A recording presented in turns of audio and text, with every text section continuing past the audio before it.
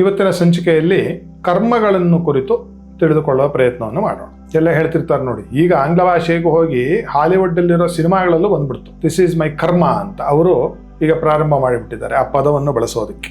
ಕರ್ಮ ಅಂದ್ರೆ ಏನು ಅಂದ್ರೆ ಯಾವುದೋ ಒಂದು ಕೆಲಸ ಅಂತ ಅರ್ಥ. ನೇರವಾಗಿ ಸಾರಾಸಗಟ್ಟು ಹೇಳೋದಾದ್ರೆ, ಮುಖ್ಯವಾಗಿ ಆಡುಭಾಷೆಯಲ್ಲಿರ್ತಕ್ಕಂತಹ ಕರ್ಮ ಯಾವುದು ಅಂದ್ರೆ 3 ತರದ ಕರ್ಮಗಳನ್ನು ಹೇಳಿದೆ.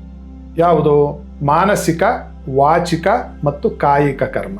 ಮಾನಸಿಕ ಅಂದ್ರೆ ಮನಸ್ಸಿನಿಂದ ಮಾಡತಕ್ಕಂತಹ ಕರ್ಮ. ಎದುರು ಕೂತು ಒಳ್ಳೊಳ್ಳೆ ಯಾರೋ ಇರ್ತಾರೆ, ಮನಸ್ಸಲ್ಲಿ ಕೆಟ್ಟ ಕೆಟ್ಟ ಭಾವನೆಗಳು ಬರ್ತಿರುತ್ತೆ ಅವ್ರ ಮೇಲೆ, ಇದು ಮಾನಸಿಕವಾದ ಕುಕರ್ಮ. ಎದುರು ಕೂತವ್ರ ಮೇಲೆ ಭಕ್ತಿ, ಭಾವ, ಪ್ರೀತಿ, ವಿಶ್ವಾಸ ಬರುತ್ತೆ, ಇದು ಮಾನಸಿಕ ಸುಕರ್ಮ, ಒಳ್ಳೆಯ ಕರ್ಮ. ಅದೇ ರೀತಿಯಾಗಿ ಬಾಯಲ್ಲಿ ಆಡ್ತಕ್ಕಂಥದ್ದು ಇದು ವಾಚಿಕ ಕರ್ಮ. ಕೂತವ್ರನ್ನ ಒಳ್ಳೆ ಮಾತಲ್ಲಿ ಮಾತಾಡಿಸ್ತಕ್ಕಂಥದ್ದು, ಶುದ್ಧವಾದ ಅವಾಚ್ಯ ಶಬ್ದಗಳನ್ನು ಬಳಸದೆ ಮಾತಾಡ್ತಕ್ಕಂಥದ್ದು, ಇದು ಶುಭ ವಾಚಿಕ ಕರ್ಮ. ಕೆಟ್ಟದಾಗಿ ಬಾಯಿಗೆ ಬಂದಂಗೆಲ್ಲ ಮಾತಾಡೋದು ಅದು ವಾಚಿಕ ಕುಕರ್ಮ. 3ನೇದು ಕಾಯಿಕ ಕರ್ಮ. ನಮ್ಮ ದೇಹದಿಂದ, ನಮ್ಮ ಕರ್ಮೇಂದ್ರಿಯಗಳಿಂದ ನಾವು ಪರೋಪಕಾರವನ್ನು ಬೇರೆಯವರಿಗೆ ಒಳಿತಾಗ್ತಕ್ಕಂಥದ್ದನ್ನ ಮಾಡೋದು ಕಾಯಿಕ ಸುಕರ್ಮ.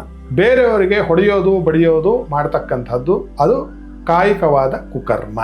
ಇದು ಜೀವನದಲ್ಲಿ ನಾವು ನಡೆಸ್ತಕ್ಕಂತಹ ಪ್ರತಿದಿನ ಪ್ರತಿ ಕ್ಷಣದ 3 ಕರ್ಮಗಳು ಹೀಗೆ ನಡೀತಾ ಹೋಗ್ತಾ ಇರುತ್ತೆ. ಕೆಲಸಗಳು ತಾನೆ, ಮನಸ್ಸು ಕೆಲಸ ಮಾಡ್ತಿರುತ್ತೆ, ಬಾಯಿ ಮಾತಾಡ್ತಿರುತ್ತೆ, ಕೈ ಕಾಲು ಮತ್ತು ಮಿಕ್ಕಿದ ಕರ್ಮೇಂದ್ರಿಯಗಳು, ಜ್ಞಾನೇಂದ್ರಿಯಗಳು ಕೂಡ ಕೆಲಸ ಮಾಡ್ತಾ ಇರುತ್ತೆ. ಕೆಟ್ಟ ವಿಚಾರವನ್ನು ಕೇಳೋದು ಕೂಡ ಕರ್ಮವೇ ಅಂಟ್ಕೊಳುತ್ತೆ. ಕೆಟ್ಟ ಪದಾರ್ಥಗಳನ್ನು ತಿಂತಕ್ಕಂಥದ್ದು ಕೂಡ ಕರ್ಮವೇ. ಕೆಟ್ಟದಾಗಿರ್ತಕ್ಕಂಥದ್ದು ನೋಡ್ತಕ್ಕಂಥದ್ದು ಕೂಡ ಕರ್ಮವೇ. ಒಂದೊಂದು ಕರ್ಮ ಮಾಡಿದಾಗ ಅದು ನಮ್ಮಲ್ಲಿ ಏನಾಗುತ್ತೆ, ಒಳಗೆ ಹೋಗಿ ವಾಸನಾ ರೂಪದಲ್ಲಿ ಹೋಗಿ ನಿಲ್ಲುತ್ತೆ. ವಾಸನಾ ರೂಪದಲ್ಲಿ ಹೋಗಿ ನಿಲ್ಲೋದು ಅಂದ್ರೆ ಏನು ಅಂತಂದ್ರೆ, ಭೂಮಿ ಮೇಲೆ ಬೀಜ ಎಸ್ದಂಗೆ ಹಿಂಗೆ ಏನಾಗುತ್ತೆ, ಅದು ಟಿಸುಲು ಹೊಡೆದು ಮರ ಆಗುತ್ತೆ, ಕೆಲವು ಆಗದೇನೂ ಹೋಗಬಹುದು. ಈ ಬೀಜಗಳು ಯಾವುದು ಅಂದ್ರೆ ಮನಸ್ಸಿನಿಂದ, ಮಾತಿನಿಂದ ಮತ್ತು ನಮ್ಮ ಜ್ಞಾನ ಕರ್ಮೇಂದ್ರಿಯಗಳು ಮಾಡಿದಂತಹ ಕರ್ಮ.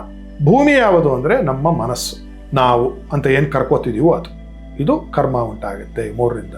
ಇದು ಸ್ಥೂಲವಾಗಿ. ಸೂಕ್ಷ್ಮವಾಗಿ ನೋಡಿದಾಗ ಕರ್ಮವನ್ನು ಶಾಸ್ತ್ರ 3 ಭಾಗ ಮಾಡಿ: ಆಗಾಮಿ, ಸಂಚಿತ, ಪ್ರಾರಬ್ಧ